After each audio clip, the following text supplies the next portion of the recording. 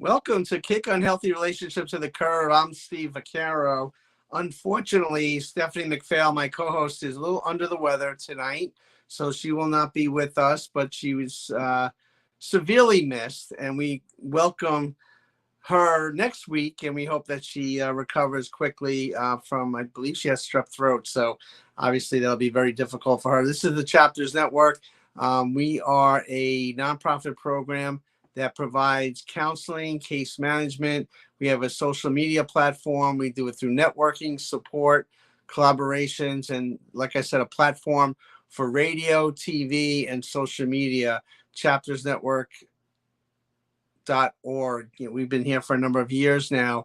And our show, Kick Unhealthy Relationships to the Curb, has kind of been morphed from Stephanie's book. We've been doing it for 4.5 years, and we've had outstanding guests. Tonight is another example of that, and we'll bring our guests on in a minute. This weekend, part of our program is to deliver food, clothes, toys, books, medical supplies for families in need. So we developed a distribution center called Next Chapter, which is supported by Long Island Cares and Assemblywoman Michaela Salage from District 22 in Long Island. So we're going to be in Valley Stream Presbyterian Church this Saturday from 9 a.m. to 1 p.m., giving away free food, toys, school supplies, clothing, and we'll have live entertainment as well. So we try to do that once or twice a month because there are families in need that are struggling during this difficult time. And in addition, tomorrow we have a great radio show on WGBB. You could tune into 95.9 FM or 1240 AM. Those are some of the things that's our band, Chapters Network All-Star Band, which will be performing on April 21st with Hall of Fame guitarist Ricky Byrd. And then also we're performing at the Spina Bifida Walk on May 18th in Eisenhower Park, again, locally. So these are just some of the housekeeping things we want to take care of today.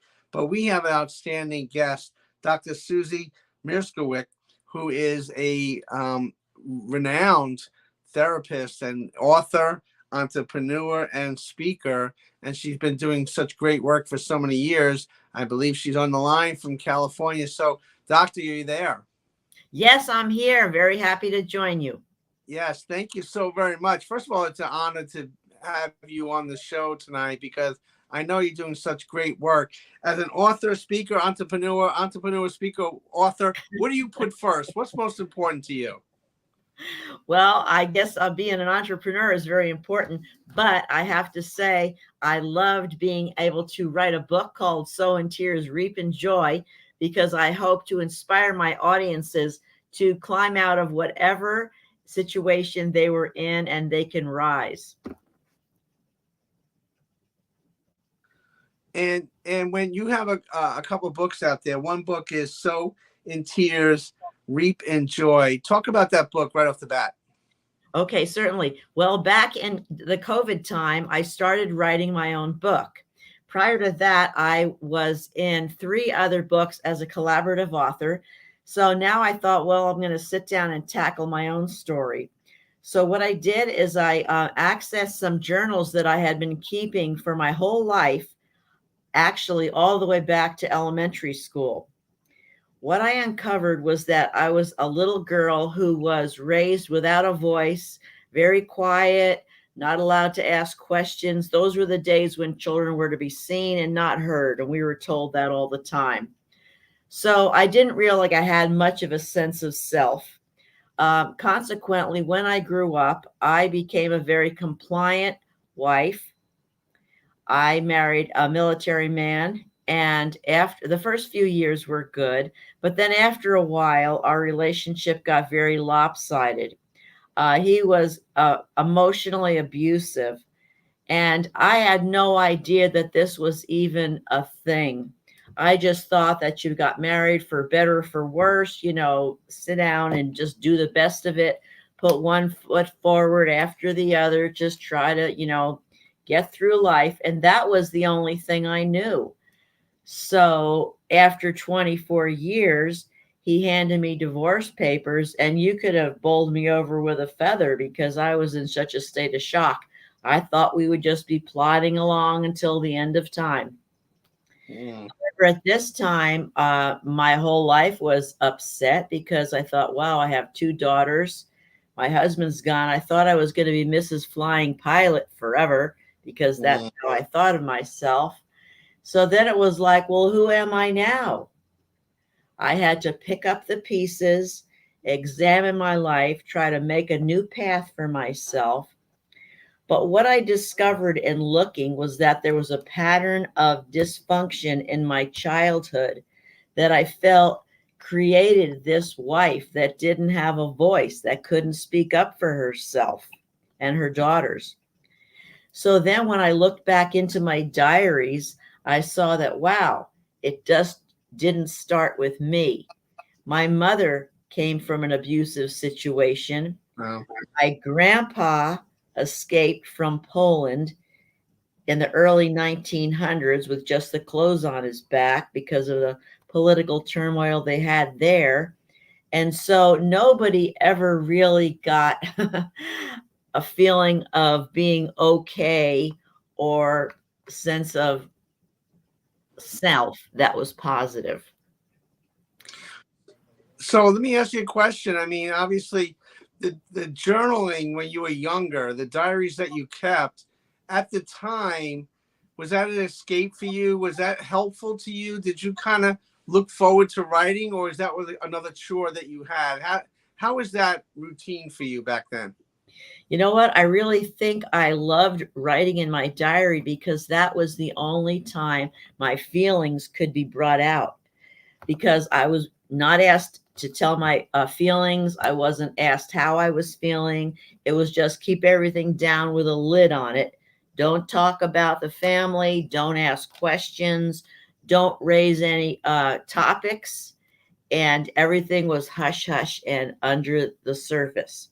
So I really didn't experience any feelings that I can remember as a child. I remember laying on the ground on the green grass and looking up at the clouds and just feeling like I could float right away. I was like a head and a body, but no interior.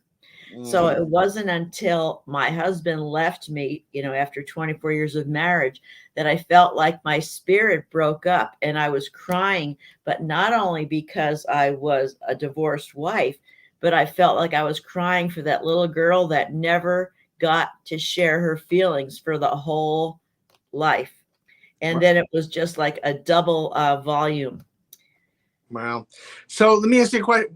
What year did you get divorced, if you don't mind me I asking? got divorced in 1997.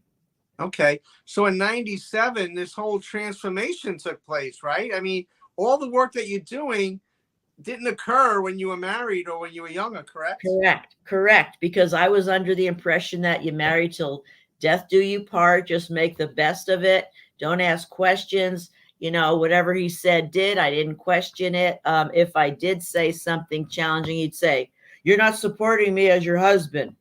So if he said he was going to send the kids to reform school, even though that was crazy, I didn't have any rebuttal for that, and I regret that now, but I just didn't have any voice. I didn't feel like I could speak up. So How, that's how, how it was. how soon after the divorce did this transformation take place? And did your daughters notice this change in you as well? Yes, they were actually happy that I get divorced. They later told me that they were hoping that this would happen. They knew that their dad had been unfaithful, even though I was not aware of it at the time. Right. So I guess they were just waiting as a ticking time bomb. When it finally happened, my life broke open like an egg, and then I had to scramble around to decide how was I going to survive. So I sought counseling. That was extremely important because I needed to have a base of support. I didn't have any family members. I actually couldn't tell my family that my husband left until 6 months later because they were so unsupportive. And they said things like, well, if you had been a better wife, he wouldn't have left. And don't you feel Wow. guilty because your husband left? So with family like that, I knew I wasn't going to get any help in that department. So then I found a group that was divorce recovery. When I first went to divorce recovery, my husband told me, "Oh, this is just temporary. We're going to work it out." So I just felt like a fish out of water. Well, how can I be in divorce recovery if he says it's temporary? But he only went to counseling once and he said it was all my fault. So 6 months later, I realized that we weren't getting anywhere. So at that time, I felt like God was leading me to another life, another path. Like I was praying that things would work out, that we would reconcile and so forth. But at the 6 month point, I said, you know what? God didn't answer that prayer. So there must be another answer for me. And at that time, I felt like I was walking into my future. And then I, concentrated on my therapy. I concentrated on the divorce recovery. I went to Bible study. I started to volunteer because I needed to get out there. And I just knew that I needed to forge a new identity.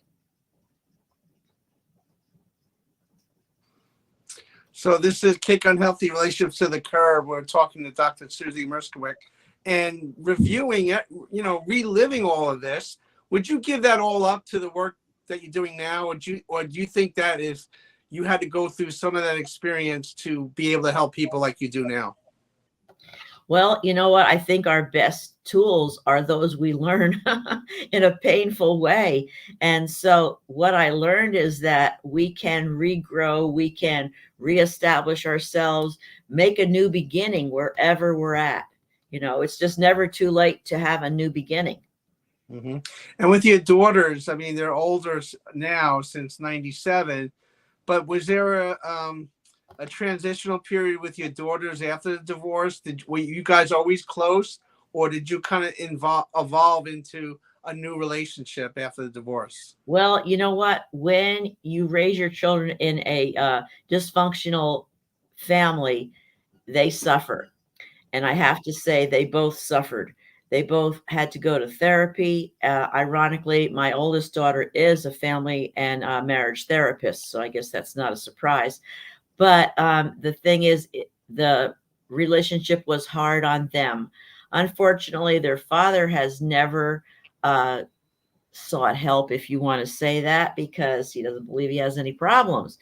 Right. So he is pretty much stuck in a pattern of how he was 20 years ago, 25 years ago, and really never examined what created the problems. Wow. It's So still you a went, rocky, it's still a yeah. rocky situation with him. So the work that you do now through your entrepreneurship, through your speaking engagements, through your books, it's all based on the dysfunction of the family that you grew up in. So how do you translate that to others? Do you share that information with others? Do you kind of keep it to yourself? Do you draw from that experience in helping your clients? No, I'm ready to share my information because people gain hope when they see what others have gone through. I know I've always read survival books myself. I mean, whether it's like somebody getting lost in Alaska or, shipwrecked on a desert island, I've always been intrigued by the phenomena of how people can make something out of nothing, so to speak. So my entrepreneurship is actually involved in a health technology where I actually help clients get better physically. And this is something that I was introduced to back in 2009 when I was still a classroom teacher. I'm now a retired teacher. But at that time, somebody came to me and looked at my hands and said, "Susie, what's going on with your hands?" And I said, "Oh, I've had arthritis forever. I have allergies forever. Those medications just don't do anything." So at that time, she introduced me to a little product, which is a patch. It's called phototherapy because photo is light therapy. Right. And you put this patch on your skin and it sends a little signal to your brain telling it what to do. Well, I used the patch back then, and in a month, I got rid of my cramped hands and 30 years of allergies.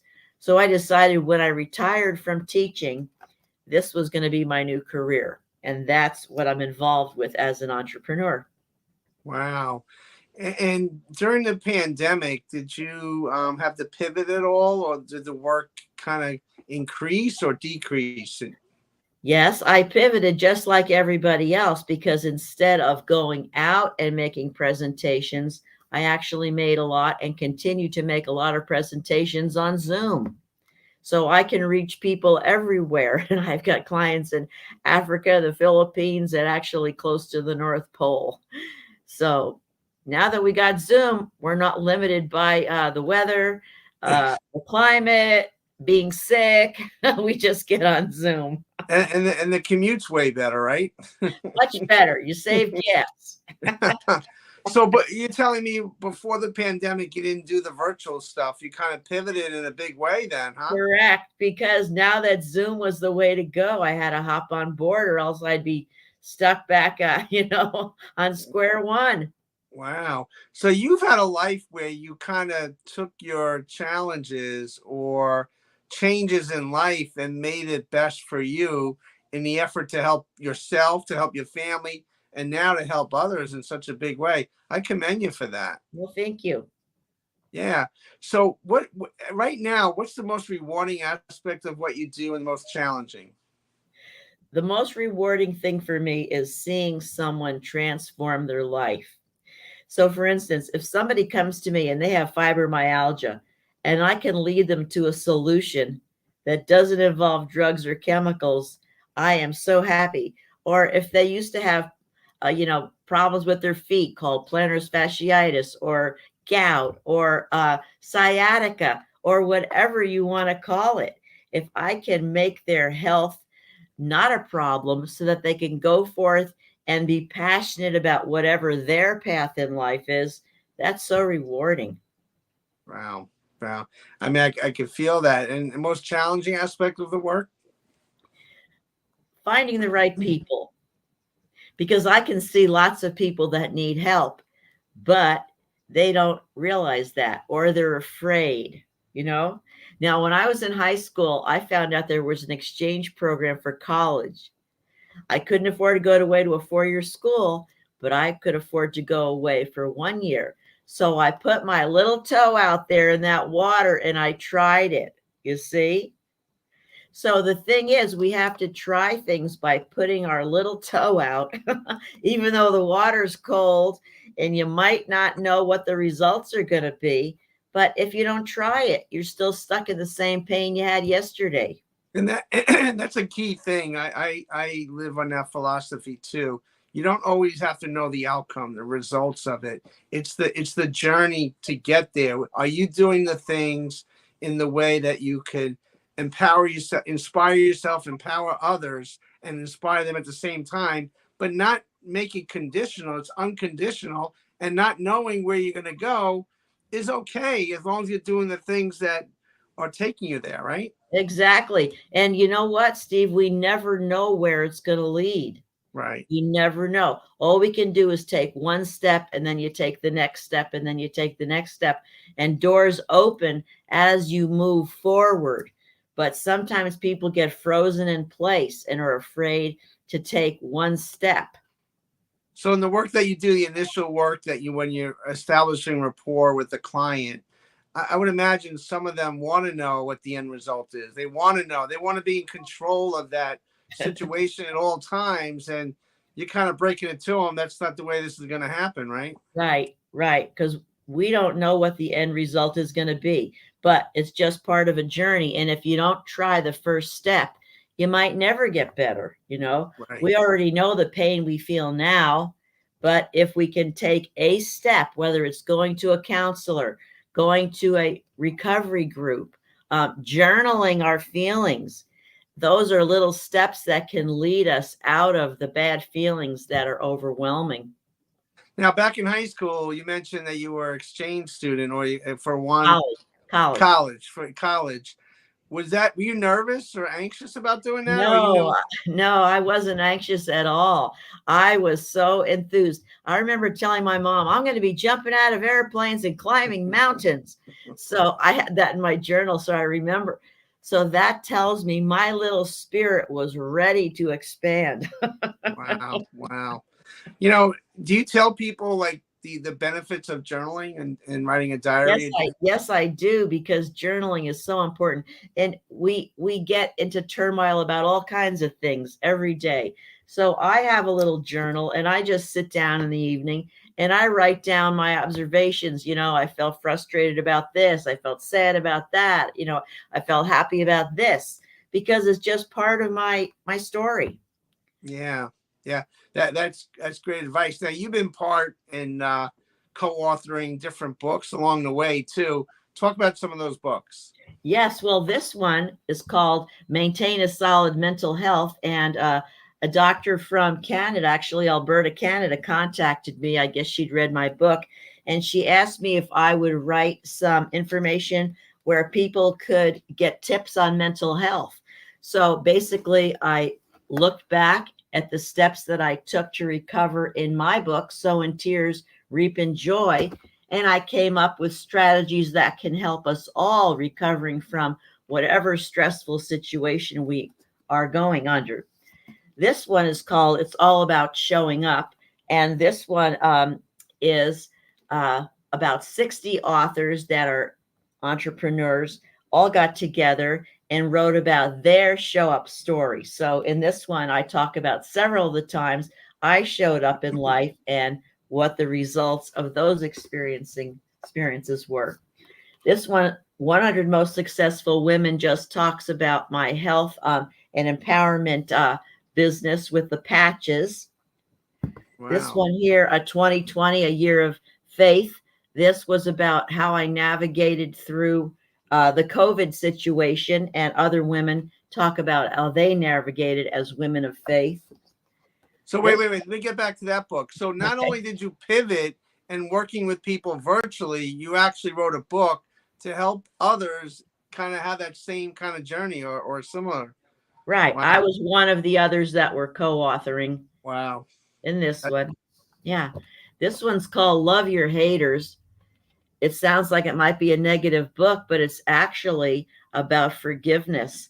And all of the authors in this one wrote about a person in their life who did them wrong and how they were able to overcome that challenge. Do you think a book like that one, Doctor, a book like that one, I mean, this world is so polarized right now and challenged, and, there's so much more anger and anxiety and depression now. Yes. I mean, something like that could really turn, people around. Yes. And you're right. And you know what? I'm involved in a couple of organizations that have women globally and women nationally. And you know what I found out, Steve? If you scratch the surface, we're more alike than different. Right. But people get so uptight about the exterior, about what kind of religion you are, or what kind of clothes you wear, or how you vote, or things that are just so external. But when you get right down to it, everybody that I know from any culture has had their heart broken. Right. You know what I mean? They've all had to recover from something. So when you meet people on that level, it cuts through all that exterior, right, which is just the surface. Right. So what's your perspective on when you're establishing initial rapport with a client? How do you connect with that person globally or virtually? Well, basically, I want to have them tell me their story. For instance, I don't care if I'm in a cab, with somebody from London, or I'm talking to somebody that's in Tahiti that, I didn't know yesterday. I want them to tell me their story from whatever perspective they want to tell me. They could tell me about their ethnic background, their family situation, their work situation, or wherever they want to start their story from. That's where I hook into it. You see, from wherever they want to start their journey. And the work that you do, is it short-term, long-term, or it depends on each client? Everybody's different. Some people I only see for a month. Some people I've known for many, many years. So yeah, everybody's story is different, but I can hook in. Like if we went out for a cup of coffee, I just sit there and have you tell me your story for 20 minutes until you ran out of juice. Hey, we'll have to do I ask you questions. I'm asking you all the questions. We'll have to do that after the show or something. We'll flip the Sure. script a little bit. But Okay. I mean, it's just amazing work that you do, and just the journey in life. Instead of that's a message in itself. What would you tell people, young people out there that might be a little anxious about tipping their toe out, or taking that chance, or living a dream that they might not know the end result to? What would you tell them? Well, you know what, Steve? We never know the end result to anything. So I just say, try something, and you don't have to jump in with 4 feet. You can be doing your current activity and just put a few feelers out there onto the area where you might want to expand. You can get involved with groups online that are in an area where you want to proceed. You know what I mean? You can Right. read about it so that you're just not going off to a mountain and saying, I don't know where I'm going to land, but I'll land somewhere. You want to stay tethered to your home ship, so to speak, Right. but you can still send out feelers online through reading and studying so that you can get a little bit familiarized with the new enterprise and then Wow. try it part-time. Well, that's well said, and you would obviously recommend anybody to start journaling and making a diary, because that's very important. You could probably go back in time and say, oh, okay, that's what was going on, and now that you have that experience and knowledge, you can kind of evaluate that and help others. Yes, and that's what helped me, because instead of saying like, "Oh, poor me, my husband left, I'm a divorced wife, boo hoo hoo." Of course, I was crying, but I also said, "Isn't it strange that there's this pattern that my mother was unhappy and her father was unhappy? Is this a coincidence?" But it's not a coincidence. Those are patterns of living, dysfunctional patterns of living where everything is shut down, not explored, and that's why journaling is so important. Wow. Dr. Susie Merzwick, this has been a pleasure to have you on the show. How can people get a hold of you? Well, they can get a hold of me on my website, susiemierswick.com. That's pretty simple. There you go. There you go. Well, I want to thank you very much, and we apologize. Stephanie is a little under the weather, and set the whole thing up. So thank you. Keep up the great work. I'm sure we'll see each other down the road sometime. Thank you so much. Have a good day. Bye-bye. Thank you. Bye.